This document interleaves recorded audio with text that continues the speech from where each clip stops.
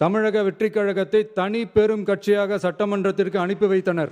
மக்களுக்கான பாதுகாப்பை உண்மையாக நிலைநாட்டும் அரசுதான். எனவே துள்ளி எழுந்து பதில் சொல்வதை விட எதிலும் துணிச்சலுடன் செயலாற்றி வெற்றி பெறும் அரசு. மாண்புமிகு பேரவைத் தலைவர் அவர்களே,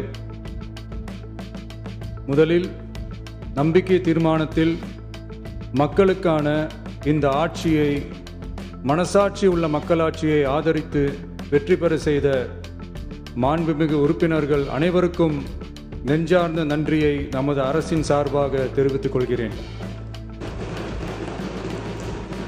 நடைபெற்று முடிந்த சட்டமன்ற தேர்தலில் எந்த அணியும் இல்லாமல் தனி அணியாக, தனி சிறப்புமிக்க அணியாக, மக்கள் அணியாக, மக்களை விரும்பும் அணியாக, மக்கள் விரும்பும் அணியாக களம் காண்டோம்.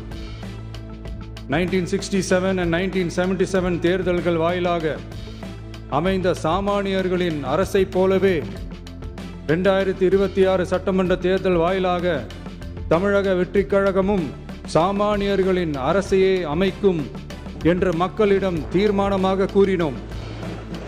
மக்களும் நம் மீது நம்பிக்கை வைத்து தீர்மானமாக வாக்களித்தனர். வாகை சூடும் அந்த வரலாறு திரும்பியது. விசில் அலை வெற்றி அலையாக மாறியது. ஒரு விரல் புரட்சி விசில் புரட்சியானது. கட்சி ஆரம்பித்த 3 ஆண்டுகளுக்குள் 34.92% 1,72,26,208 வாக்குகளை மக்கள் தந்தனர். தமிழக வெற்றி கழகத்தை தனி பெரும் கட்சியாக சட்டமன்றத்திற்கு அனுப்பி வைத்தனர்.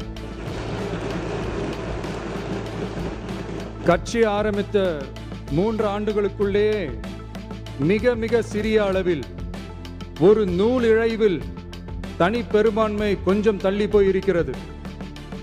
அதனால் இந்த அரசை சிறுபான்மை அரசு போல யாரும் நினைத்தால் அதிலும் எங்களுக்கு மகிழ்ச்சியே. நாங்களே சொல்கிறோம், இது சிறுபான்மை அரசுதான்.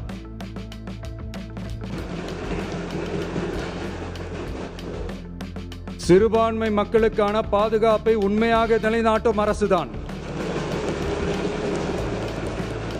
அது மட்டுமல்ல, பெண்கள், குழந்தைகள், முதியோர்கள், இளைஞர்கள், அரசு ஊழியர்கள், ஆசிரியர்கள் மற்றும் உழைக்கும் வர்க்கத்தினர் என அனைத்து மக்களுக்குமாக அமைந்த அரசுதான் இந்த அரசு. அந்த நம்பிக்கை அனைவருக்கும் ஏற்பட்டதால் தான் இந்த நம்பிக்கை தீர்மானத்தில் அது நிரூபிக்கப்பட்டிருக்கிறது. இந்த நேரத்தில் இந்த மாமன்றத்தில் நமது அரசு சார்பாக சில உத்தரவாதங்களை நான் தர வேண்டும் என்று விரும்புகிறேன். தமிழக வெற்றி கழகத்தின் கொள்கை தலைவர்களான தந்தை பெரியார், பெருந்தலைவர் காமராஜர், அண்ணல் அம்பேத்கர், வீரமங்க வேலு நாச்சியார், மக்கள் சேவகர் அஞ்சலை அம்மாள் ஆகியோரின் வழிகாட்டுதலுடன் இந்த மக்கள் அரசு மனசாட்சி உள்ள மக்களாட்சியை தரும் என்று உறுதியளிக்கிறேன். சமூக நீதி, சமநீதி, சம வாய்ப்புடன், உண்மையான உறுதியான ஜனநாயகத்துடன், மதச்சார்பற்ற சமூக நீதி கொள்கைகளுடன் இந்த அரசு நடக்கும். அதில் சிறிதும் மாற்றமில்லை. நம்முடைய இந்த ஆழமான நம்பிக்கையை மனதார நம்பி வாக்களித்த அனைத்து இயக்கங்களின் தலைவர்களுக்கும், அந்த இயக்கங்களை சேர்ந்த மாண்புமிகு உறுப்பினர்களுக்கும் மீண்டும் நன்றியை தெரிவித்துக் கொள்கிறேன். எம்மதமும் நம் மதமே, எல்லா மக்களும் நம் மக்களே, இதில் வாக்களித்தவர்கள், வாக்களிக்காதவர்கள் என்ற பாகுபாடே இருக்காது. இது எல்லோருக்குமான அரசு. இது சாமானியர்களுக்கான அரசு. இது சாதி மத எல்லைகளை கடந்த அரசு. இது பாகுபாடு காட்டாத அரசு. இது பண்பாடு காக்கும் அரசு. இது பண்பட்ட அரசு.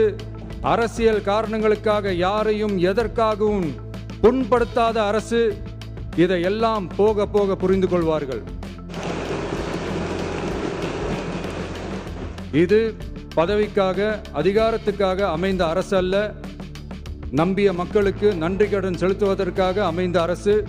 அதிகாரம் காட்டி மிரட்டும் அரசு அல்ல, அனைவரையும் அரவணைக்கும் அரசு. எவர் மீதும் வெறுப்பு காட்டும் அரசு அல்ல, எல்லோரையும் விரும்பும் அரசு. மக்களே முக்கியம், மக்கள் நலன் மட்டுமே முக்கியம். அதுவே எங்கள் ஒரே நிலைப்பாடு. எனவே மனசாட்சி உள்ள மக்களாட்சிக்கு ஆதரவளித்த அனைவருக்கும் மீண்டும் என்னுடைய நன்றியை தெரிவித்துக் கொள்கிறேன்.